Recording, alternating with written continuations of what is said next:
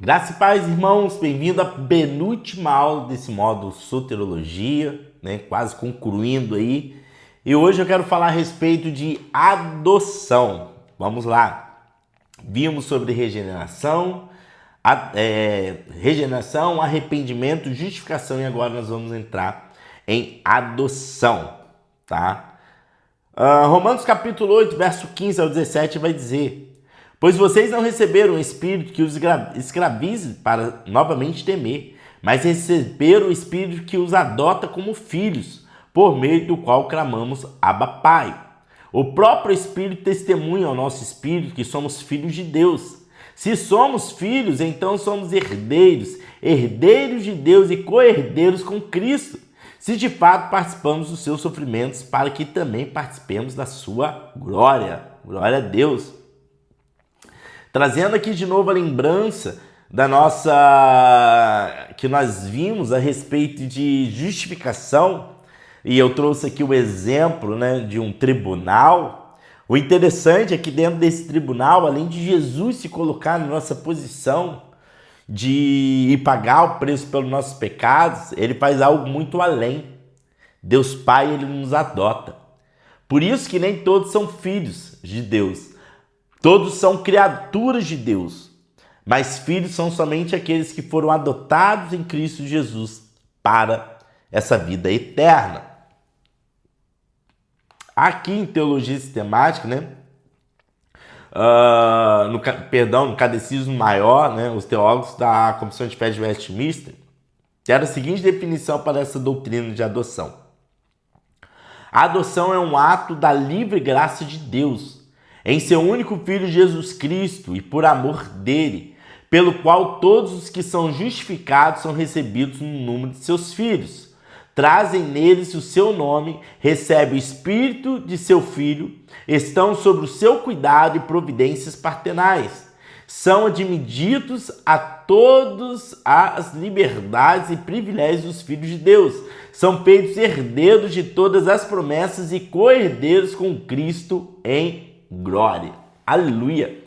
Partindo dessa definição do Catecismo Maior, podemos perceber que a adoção é um ato decretivo de Deus, que por sua livre graça nos escolheu em Cristo desde os tempos eternos. Podemos também perceber que a adoção é um decreto de Deus, por amor ao Filho e à sua própria glória. Deus é glorificado na salvação e na inclusão de pecadores em sua família. Nos fica muito claro também que a adoção é por méritos, não os nossos, mas sim os de Cristo, conquistados por sua vida sem pecado, cumprindo a lei, a morte expiatória e sua ressurreição justificadora. Por causa da adoção, passamos de filhos da ira a filhos e filhos da desobediência para filhos de Deus. Somos cuidados por ele como filhos, somos disciplinados como filhos, somos herdeiros como filhos. Que lindo isso, meu irmão!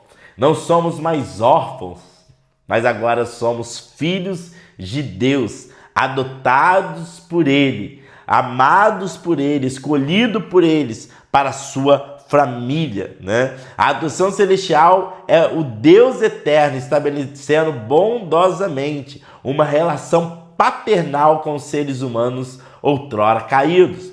Sendo assim, Deus nos é um pai adotivo. Temos Jesus como nosso irmão mais velho, sendo ele mesmo o Filho eterno de Deus, unigênito, único Filho natural de Deus. Porém, nós, pela graça eletiva de Deus, nos tornamos filhos por adoção. Isso tudo é parte de uma realidade maravilhosa e bela e eterna. Por que é importante nós entendermos a respeito da adoção? Porque quando nós entendemos a respeito da adoção, automaticamente nossos relacionamentos mudam. Primeiro, vou pontuar, o primeiro relacionamento que vai mudar é o nosso relacionamento com Deus. Que agora nós não vemos mais Deus como um juiz, Antes de justificado, nós vimos como juiz, certo? Como alguém para condenar, como alguém que está sempre de mau humor e pronto para destruir. Não, meu irmão. Quando agora que nós temos um entendimento que nós fomos adotados em Cristo Jesus, nós temos um Pai. E o nosso relacionamento com Deus se torna um relacionamento entre Deus, o Pai, e nós que somos filhos. Por isso nós chamamos Abba Pai, nós chamamos Deus meu, Pai meu, Senhor meu, Deus meu. E nós precisamos desse relacionamento, porque Ele nos conhece. Um relacionamento de pai para filho, aonde nós podemos chorar no colo dele, podemos orar, falar com ele, podemos pedir a ele, podemos nos relacionar com ele, porque ele é um Deus que nos ouve, um Deus que nos escuta. Ele é o nosso Pai, nosso Senhor e Salvador.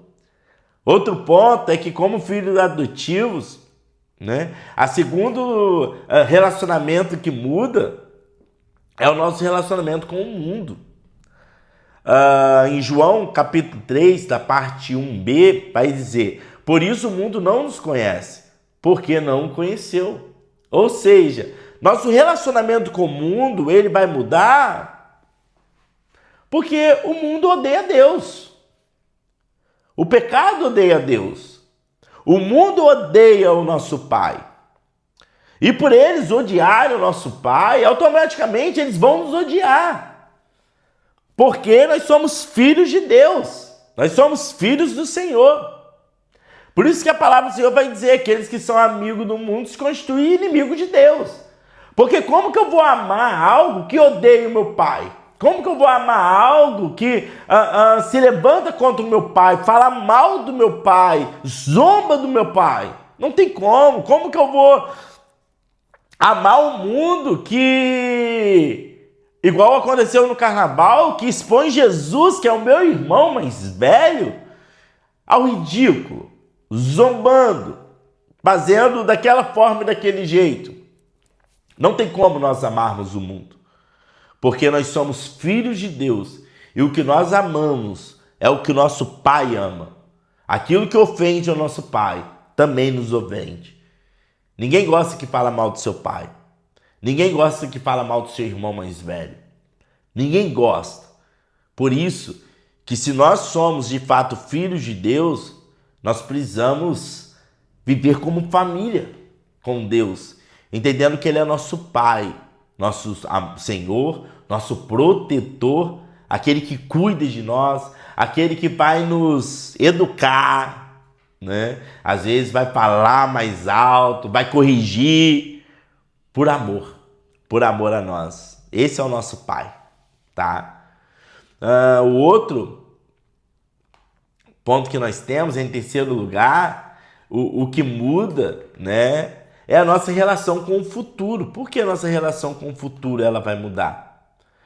Porque agora nós temos morada, né? João 3,2 vai dizer: amados, agora somos filhos de Deus, e ainda não se manifestou o que havemos de ser, mas sabemos que quando Ele se manifestar, seremos semelhantes a Ele, pois o veremos como Ele é. Aqui fala a respeito de um corpo glorificado, de uma terra glorificada, aonde nós iremos habitar pela eternidade com o Senhor. Então, enquanto o mundo ele vive sem esperança, nós vivemos com esperança. Por que nós vivemos com esperança? Porque temos a resposta, a promessa do nosso Deus Pai, que quando nós deixarmos esse corpo, deixarmos esse mundo, nós iremos nos reunir com Ele em glória pela eternidade para sempre. Aleluia!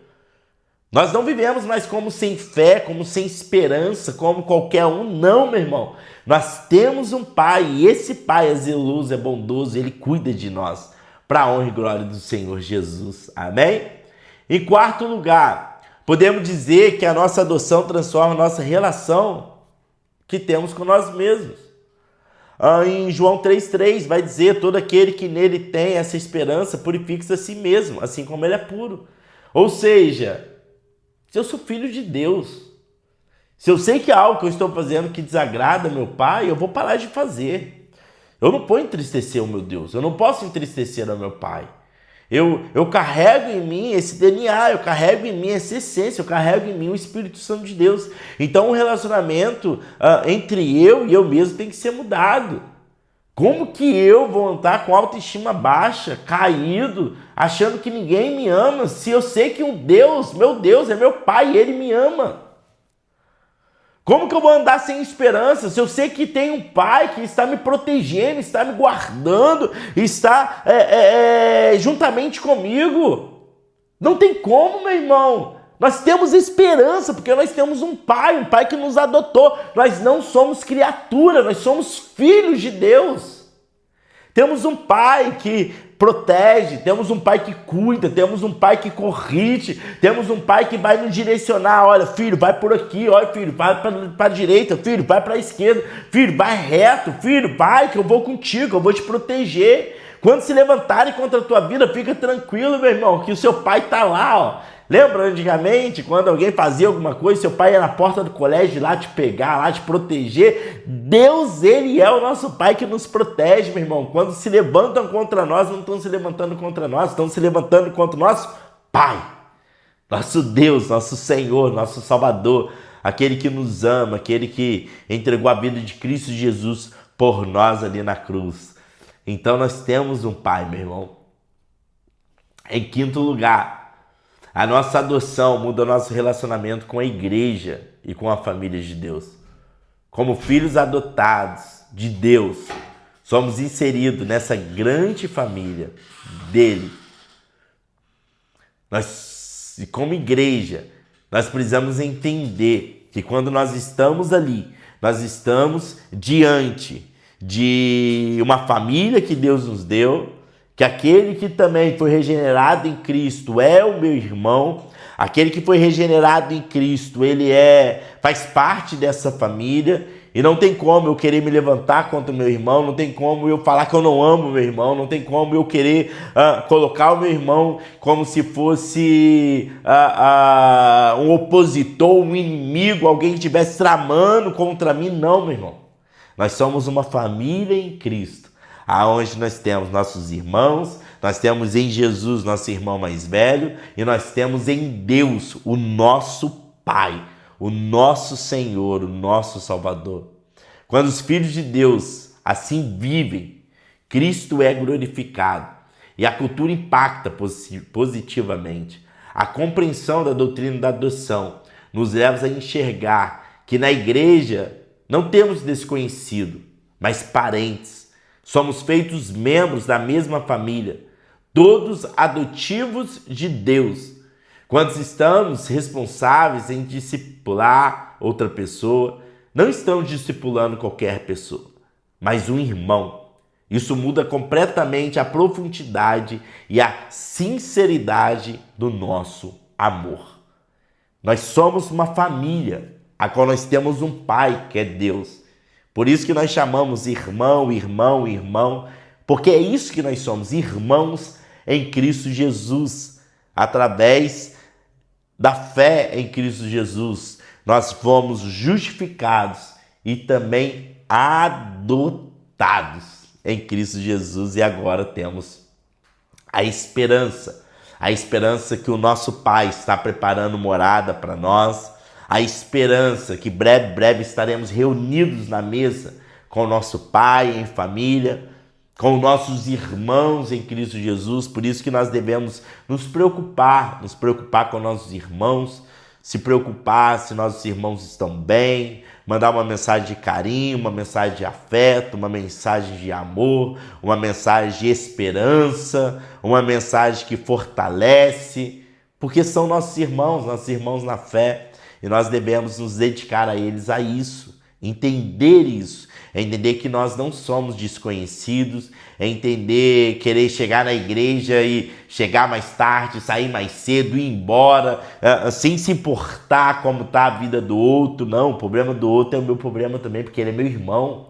Nós somos família, nós precisamos corrigir em amor, nós precisamos educar em amor, nós precisamos disciplinar em amor, porque todos somos irmãos.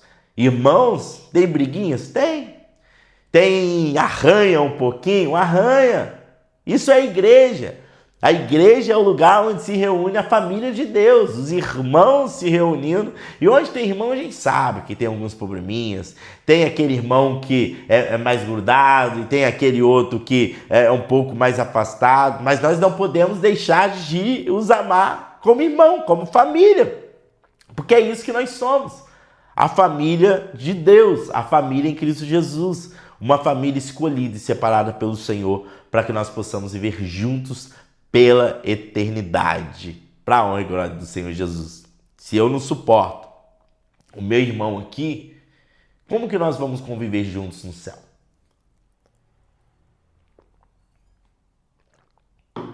Como que nós vamos estar juntos lá no céu? Já parou para pensar nisso? Como que nós vamos viver em família no céu? Se aqui eu não suporto meu irmão, se aqui eu não entendo que eu sou parte de uma família. Deus não nos chamou para egocentrismo. Deus não nos chamou para viver de forma isolada. Deus não nos chamou para vivermos trancados em nossos quartos, simplesmente preocupados com nossos próprios problemas, nossas próprias situações e nossos próprios desejos, de maneira alguma. O Senhor nos chamou para viver em família. Ele nos adotou. Somos filhos de Deus. Não somos mais escravos do pecado. Não somos mais apenas criatura, não andamos neste mundo perdidos, como se não tivéssemos direção, como se não tivéssemos ninguém que protegesse, guardasse a vida de nós. Não, meu irmão. Não tem como nós vivermos dessa forma. A própria palavra diz, né? Ainda que uma mãe se esqueça do filho que ainda amamenta, o Senhor jamais se esquecerá, porque Ele é nosso Pai. Talvez você fale, mas minha família terrena me abandonou. Meu irmão, você tem uma família em Cristo Jesus, tem irmãos em Cristo Jesus e tem um Deus amoroso que entregou a vida do nosso irmão mais velho ali na cruz para morrer por nós na cruz e nos dar direito à salvação, à vida eterna.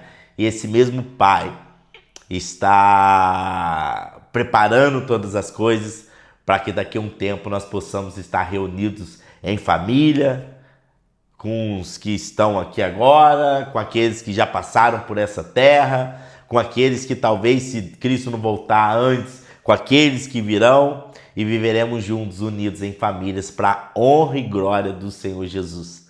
Que Deus abençoe a tua vida e que isso possa tomar mesmo conta de você, entendendo que a adoção ela transforma os nossos relacionamentos, transforma o relacionamento entre nós e Deus, transforma o nosso relacionamento com o mundo, transforma o nosso relacionamento entre nós mesmos, transforma o nosso relacionamento quanto ao futuro, transforma o nosso relacionamento com nossos irmãos, porque nós entendemos que todos nós fazemos parte de uma grande família, e não é família church, é família do reino de Cristo, do reino de Deus, os irmãos da Presbiteriana, da Batista, da Assembleia, né? Irmãos em Cristo Jesus, unidos e escolhidos por Deus para ser parte dessa grande família, justificada e salva em Cristo Jesus, adotados por um Deus bondoso e amoroso. Que Deus abençoe a tua vida, tá? E até a nossa próxima aula, que é a última de conclusão do curso sobre santificação. Que Deus abençoe você e até a próxima.